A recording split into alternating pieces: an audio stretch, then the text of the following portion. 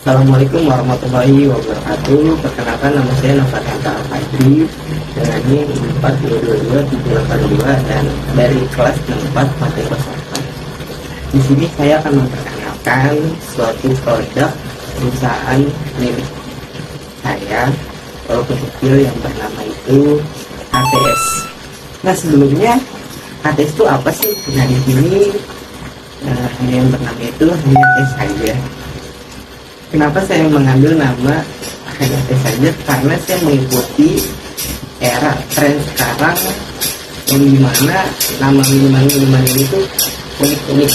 Jadinya saya mencoba memberanikan diri untuk mengambil nama tersebut. Jadi itu yang bisa saya perjelas. Oke, selanjutnya di sini saya akan menjelaskan proses alur kerja produk saya menggunakan diagram alur. Nah, di sini yang pertama ada persiapan bahan. Apa aja persiapan bahan yang perlu kita perhatikan? Yaitu ada teh, air, gula, es batu, dan seperti tambahan lainnya seperti lemon ataupun Milo, buah-buahan. Nah, untuk tahapan yang kedua, kita siapkan pemanasan air. Pemanasan air itu ada 3. Untuk selanjutnya kita masuk ke tahapan pemanasan air. Nah, di sini langkah ini kita harus siapkan kualitas air, di mana air itu harus benar-benar bersih dan higienis, dan dimasukkan ke dalam panci hingga benar-benar harus mendidih, dan kontrol suhu itu hingga sampai 100 derajat Celcius. Oke, untuk yang tahapan ketiga ini kita yaitu penyajian teh untuk membuat suatu produk es teh. Siapkan teh atau masukkan daun teh ke dalam air yang sudah diproses tadi sebelumnya di tahapan kedua hingga mendidih. Kedua itu waktu seduhnya. Perkiraan waktu seduh itu selama 3-5 menit, tergantung pada jenis teh yang kalian rebus. Yang ketiga, angka tehnya. Kalau misalkan udah sampai 3 atau 5 menit sudah mendidih, itu melakukan pengangkatan teh. Proses yang keempat yaitu pemanisan. Nah, pemanisan itu bisa kita bilang kita masukkan gula pasir biar dia melarut dan merasakan pemanisan.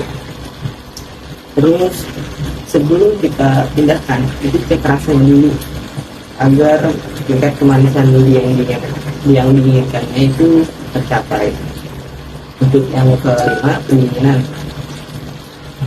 Sebelum teh dimasukkan ke gelas, itu dibiarkan dulu ke tempat yang dingin agar semuanya itu merata. Terus pendingin cepat, masukkan teh ke dalam kulkas untuk proses pendinginan yang lebih cepat. Yang keenam, penambahan es batu agar es batunya dan esnya itu benar-benar terasa dingin. Untuk yang keenam, proses yang keenam itu adalah penambahan es batu. Penambahan es batu akan mendinginkan teh lebih lanjut dan memberikan kesegaran pada minuman. Yang pertama itu siapkan gelas yang akan digunakan untuk menyajikan es teh. Yang kedua, tambahkan es batu. Isi gelas dengan es batu sesuai dengan keinginan. Nah, ini tahapan yang ketujuh, tahapan penyajian yang ke-20. Pada tahap ini teh yang telah diseduh didinginkan dan ditambahkan es batu siap untuk disajikan. Yang pertama, tuang teh ke dalam gelas yang telah diisi dengan es batu, dan yang kedua itu tambahkan hiasan atau yang bisa disebut itu plating agar terlihat lebih cantik. Oke, itu aja diagram air. Oke, untuk selanjutnya yaitu kendala dalam proses pembuatan teh dan solusinya. Untuk yang pertama yaitu ada kualitas bahan yang tidak konsisten. Nah, solusinya apa sih? Yang pertama itu ada pilih teh yang berkualitas, air bersih dan segar, dan lakukan uji coba dengan beberapa merek dan jenis teh hingga menemukan yang paling cocok dengan selera. Untuk kendala yang kedua yaitu ada suhu air yang tidak tepat. Solusinya bagaimana? Gunakan termometer, kita ukur tingkat suhunya dan jenis teh yang digunakan, misalnya ada 80 derajat Celcius untuk teh hijau, 100 derajat Celcius untuk teh hitam. Yang kedua ada ketel, solusi yang kedua ketel dan kontrol suhu. Untuk kendala ketiga ada waktu penyeduhan yang tidak konsisten. Gunakan timer ataupun ikuti petunjuknya. Untuk kendala yang keempat, di sini ada pemanisan yang tidak merata. Akibatnya gula tuh diaduknya tidak larut, jadinya pemanisannya kurang merata. Nah, solusinya bagaimana sih? Solusi yang pertama ada tambahkan gula saat teh panas. Jadi diaduk tuh pas lagi panas-panasnya diaduk gulanya biar larut, diaduk biar rata. Terus juga gunakan sirup, dan yang ketiga tuh aduk rata. Dan yang kelima ada pendinginan yang lambat. Teh yang lambat mengakibatkan penurunan kualitas rata karena oksidanya yang terus berlangsung. Nah, solusinya bagaimana? Masukkan ke dalam kulkas, letakkan teh dalam wadah tertutup.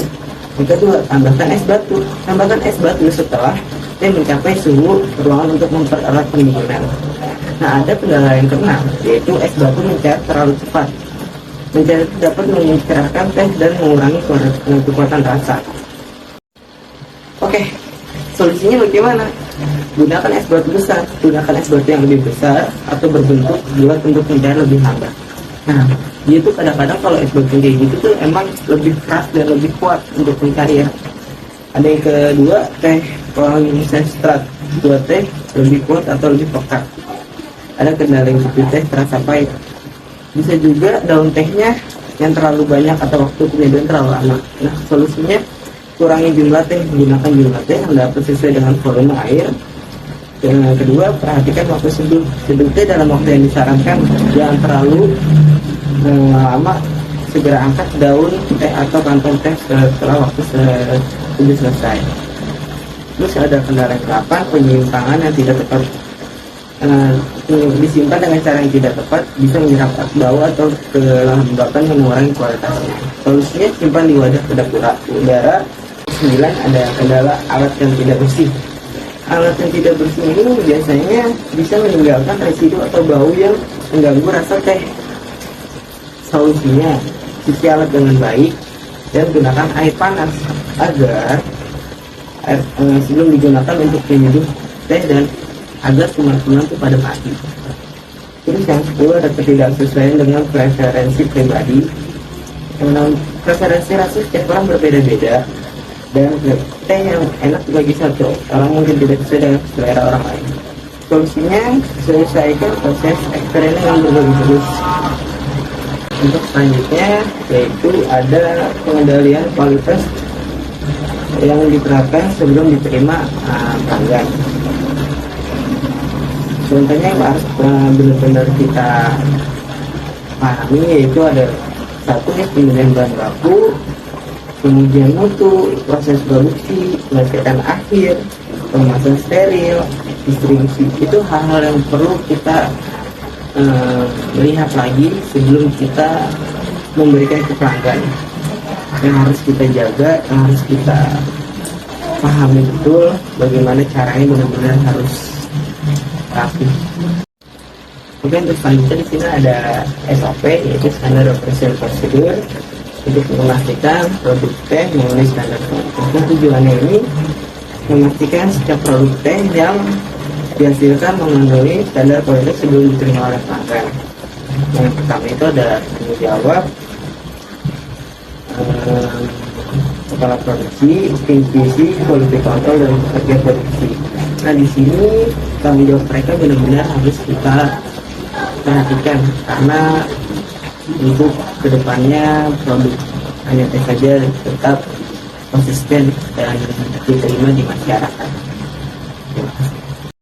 Oke, di sini ada peran dan tanggung jawab penjual dalam pengendalian kualitas. Apa sih sebenarnya peran dan tanggung jawab penjual dalam pengendalian kualitas?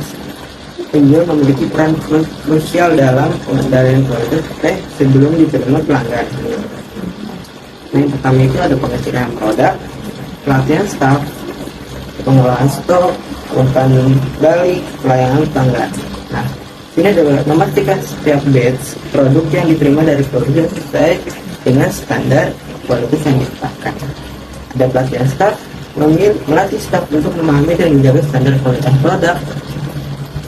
Menyimpan teh dalam kondisi optimal untuk menjaga kesegaran dan kualitas. Umpan balik, mengumpulkan dan meneruskan umpan balik dari pelanggan kepada konsumen untuk perbaikan berkelanjutan.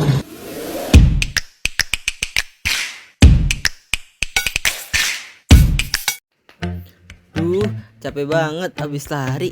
Kayaknya minum yang seger-seger enak deh. Aha. Oh iya, kan ada THTS yang segera sampai ke tenggorokan.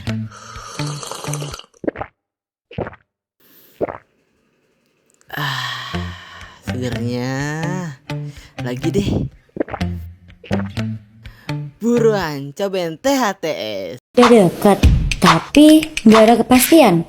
Atau kamu cuma jadi pelampiasan? Idih, sebel. Naikin moodmu dengan HTS. Hanya teh saja. Di pagi hari, di perkebunan teh yang sangat subur, terlihat banyak pilihan daun teh terbaik yang dipetik dari pucuknya oleh petani yang sudah lama bekerja di perkebunan milik kami. Daun teh HTS 1-4 masalah terlampaui. Buruan cobain, beli sekarang juga.